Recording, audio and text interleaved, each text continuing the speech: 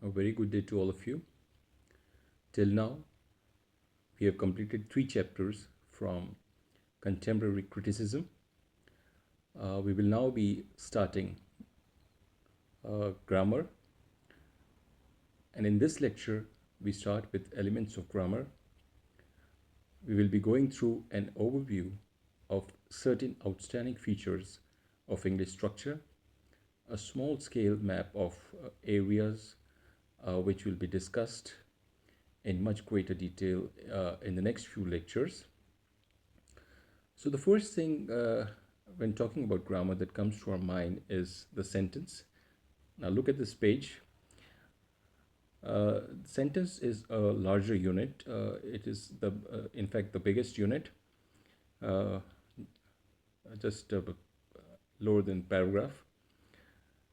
And then there are smaller units. In fact, there is a hierarchy of units, starting from sentence at the top. And as we move down, there is clause, phrase, word, and morpheme. Although morpheme is not there, this is just for information. Morpheme is not there in your course in your book. It is for your information. It is the smallest unit. Uh, Now, sentence. Talking about sentence, it has a subject and a finite verb and is meaningful. These are the requirements for a sentence, that it should have at least a finite verb. As you know, we have finite verbs and non-finite verbs. Finite verb is, a verb is a finite if it agrees with the subject in terms of number in person. It carries tense, so that is a finite verb. And non-finite verb, of course, these conditions don't apply to non-finite verbs. So we have to infinitive, we have ing forms. Those are the non-finite verbs. Now, sentence, as I said, it has a subject and a finite verb and is meaningful. Now, example, as you can see on this page, is John carefully searched the room. Now, let's identify the elements, although we will talk about the elements of the sentence later on in this lecture, or perhaps in the next lecture. So, John here is the subject, and carefully, as you know, is the adverb, and searched is the verb, and the room is the object. So, this is the sentence. Now, the next clause is also a group of words which has a subject and a verb. A clause also has a subject and a verb, but it may or may not be meaningful. If it is meaningful, if it can stand on its own, it is equivalent to a sentence. Like we have an example over here, you can see on this page. His brother grew happier when his friends arrived. So let's again identify the elements. That is, his brother is the subject, grew is the verb, happier is the complement, and when his friends arrived is an adverbial. Now, we have this pattern SVCA, but just look at the adverbial part. When his friends arrived. Now, this adverbial part has its own internal structure. That is, his friends arrived. ASV. It has its own internal structure. Now, we have two clauses over here. A main clause, of which this adverbial is a part, and then this adverbial. This is the subordinate clause, when his friends arrived, because it cannot stand on its own. In order to gain meaning, it has to be combined. It has to become a part of this main clause, that is, his brother grew happier when his friends arrived. So, as I said, as I was telling you, that it can be independent, which is equivalent to a sentence, or a part of the main clause, that is dependent clause, which has a subject and a verb, but is dependent on the main clause to become meaningful. Like example I've given you, the main clause is of the type SVCA, but the adverbial is a clause with its own internal structure ASV. When his friends arrived, this is not meaningful without being connected with the main clause. Next is the phrase, which is just a group of words without a subject and a verb. Now, in the above two units that we have talked about, we had subject and a verb. Now, this phrase is a group of words which does not have a subject and a verb. It may have a verb, but it does not have a subject. That is, we cannot call it a clause. So example is just one example in the corner. Although phrases, we can have a number of phrases: noun phrase, verb phrase, adjective phrase, adverb phrase, prepositional phrase. But just one example, in the corner. This is just a group of words, but it is a phrase. It does not have subject and verb. Fourth is the word, which is any noun, verb, adjective, adverbial. For instance, again, there is an example, King is angry today.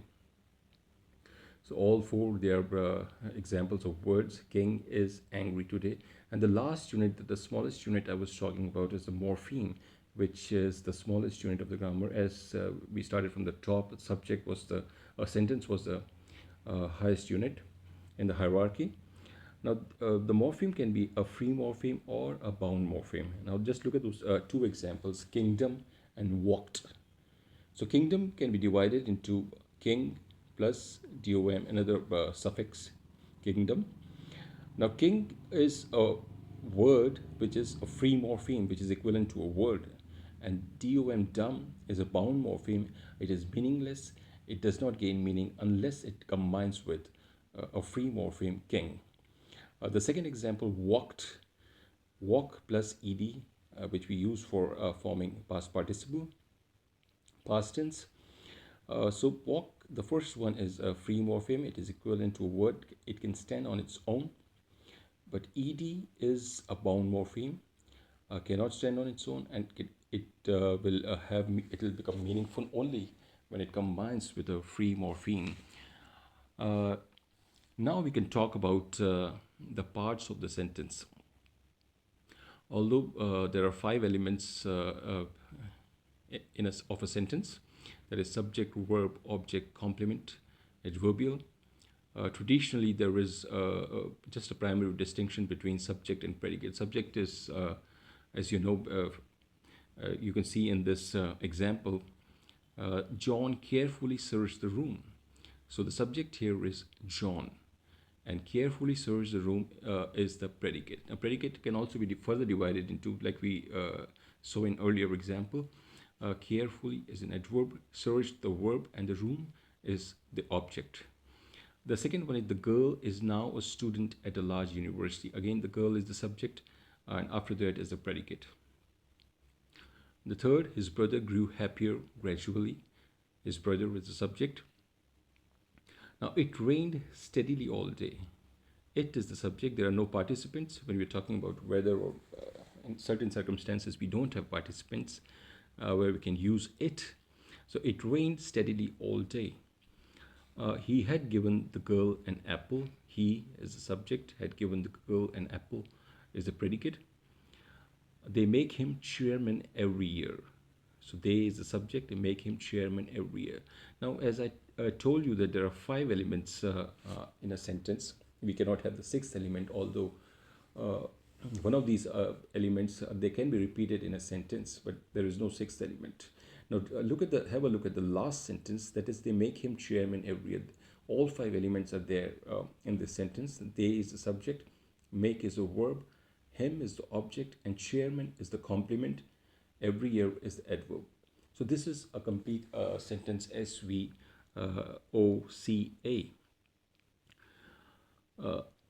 The subject of the sentence has a close relation to what is being discussed. The theme of the sentence, with the normal implication that something new, the predicate, is being said about a subject that has already been introduced in an earlier sentence. Though this is only a general characteristic and not a defining feature. Another point is the subject determines concord, that is agreement, subject-verb agreement. The verb must agree with the subject in terms of number and person. The subject is part of the sentence that changes its position. As we go from statement to question, again, there is an example. Had he given the girl an apple? Now, he had given the girl an apple. We did the sentence just a couple of minutes ago. Now we have a question, had he given the girl an apple? So coming to predicate, it is also more complex and heterogeneous unit. We need to subdivide it into elements of constituents. Elements or constituents. One division has already been suggested This distinguishes auxiliary as operator. We can understand this with the help of the diagram that is given here. The sentence, as I told you, that traditionally it can be divided into subject and predicate. Then predicate can further be divided into auxiliary operator, and again further object, complement, adverbial, etc. Now, starting with the subject predicate, subject is he, operator auxiliary is had. He had, and predicate is given the girl an apple. Now, when we want to form, we want to convert this a statement into a question, into an interrogative form, and this declarative statement into an interrogative form. So the process that we have to adopt is that the operator has to come before the subject, and the subject has to go in place of the operator. Without the operator, this process is not possible. We cannot have an interrogative form, neither can we have a negative form. So the interrogative form, the question becomes, had he given the girl an apple? Now, as you can see in this diagram, that had and he have exchanged their places. This process helps us understand how interrogative and negative sentences are formed, how certain adjuncts are positioned, and how certain types of emphasis are achieved. Now, the verb expression may have several auxiliaries. For example, uh, uh, we have one example over here. He should have been questioned by the police. Now, we have three auxiliaries before we have the main verb questioned. Should have been. So it is always the first auxiliary which acts as operator. So now if you want to convert this statement into question, the rule is that is the operator and the subject have to exchange their places. The operator comes before the subject. So we have should he have been questioned by the police. The negative again, no, he shouldn't have been questioned by the police. Or yes, he should have been questioned by the police. In those cases where there is no auxiliary, we have to introduce do as which acts as operator, because for these processes, for conversion into interrogative or negative, we the operator is a must.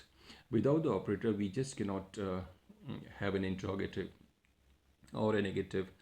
Uh, Now, see, when we have to introduce do, look at this example. It rained steadily all day. Now we just have the verb rain, main verb. We do not have any helping verb, so we have to introduce the operator do. Did it rain steadily all day? The did comes before it. The negative is formed. No, it did not. It didn't. Or yes, it did. So though now the verb be can also can act as an operator, whether it is an auxiliary, as in John is searching the room. That is subject, auxiliary, main verb, object. Now again, if you want to convert it into a question, uh, we take the is, which is the auxiliary, before the subject. We place it before the subject. Is John searching the room? Or when we form the negative, no, he isn't. Another